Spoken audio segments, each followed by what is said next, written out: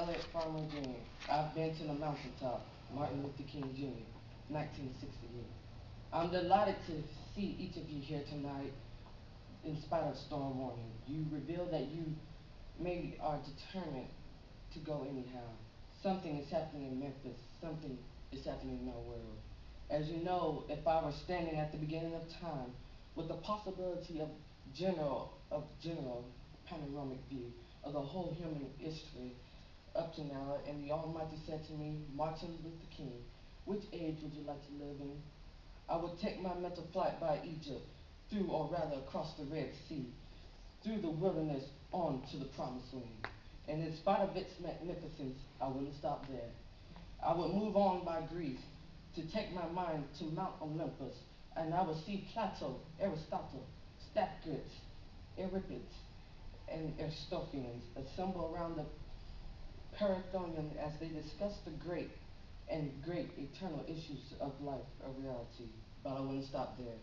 I would go on even to the great heyday of the Roman Empire, and I would see developments around there through various emperors and leaders, but I wouldn't stop there. I would even come up to the heyday of the Renaissance and a quick picture of what the Renaissance did for the culture and aesthetic life of man, but I wouldn't stop there. I would even go by the way that the man of whom I name has his habitat and watch Martin Luther as he tacked his 95 theses on the door at the church in Wittenberg, but I wouldn't stop there. I would come up even to 1863 and watch the valiant president by the name of Abraham Lincoln finally come to the conclusion to sign the Emancipation Proclamation, but I wouldn't stop there.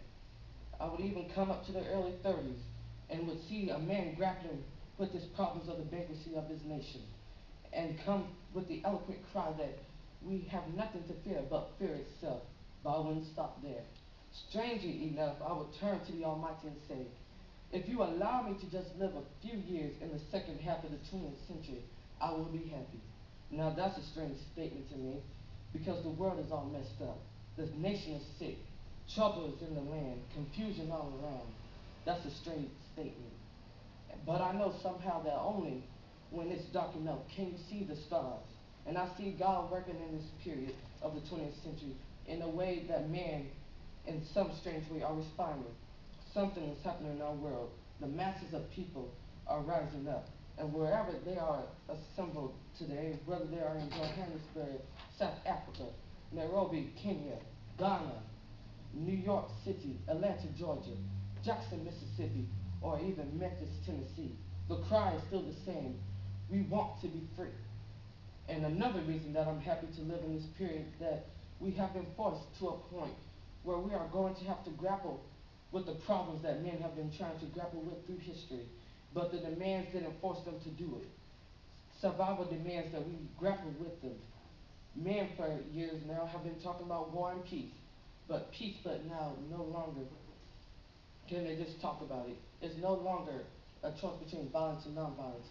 It's a choice between nonviolence or non-existence. That's where we are today. And also in the human rights revolution, if something isn't done in a hurry, to bring the colored peoples of the world out of their long years of poverty, their long years of hurt and neglect, the whole world is doomed. Now I'm just happy that God has allowed me to live in this period, to see what is unfolding. And I'm happy that He's allowed me to live and be in Memphis. Always anchor our external direction and action with the power of economic withdrawal. Now we are poor people. Individually, we are poor when you compare us with the white society in America. We are poor. Never stop. Forget that collectivity, that means all of us together. Collectivity, we are richer than all the nations in the world with the expectations of nine. Did you ever think about that? After you leave the United States, Soviet Russia, Great Britain, West Germany, France, and I can name the others, the Negro collectivity is richer than the nations of the world. We have an annual income of more than $30 billion a year, which is more than all the exports of the United States and more than national budget of Canada. Did you know that? That's power right there, if we know how to pull it. We don't have to argue with anybody. We don't have to curse and go around acting bad with our words.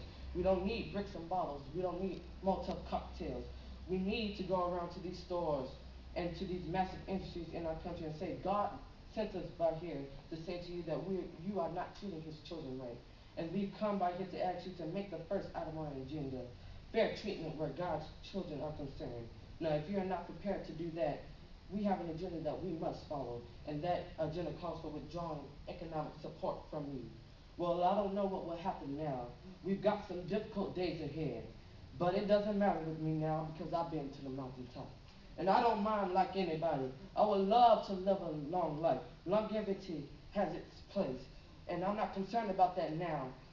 I just want to do God's will. And he's allowed me to go to the mountaintop. And I've looked over. I've seen the promised land. I may not get there with you, but I just want you to know tonight that we as a people will get to the promised land. And I'm happy tonight. I'm not fearing any man. I'm not worried about anything. My eyes have seen the coming of the glory of the Lord. Amen.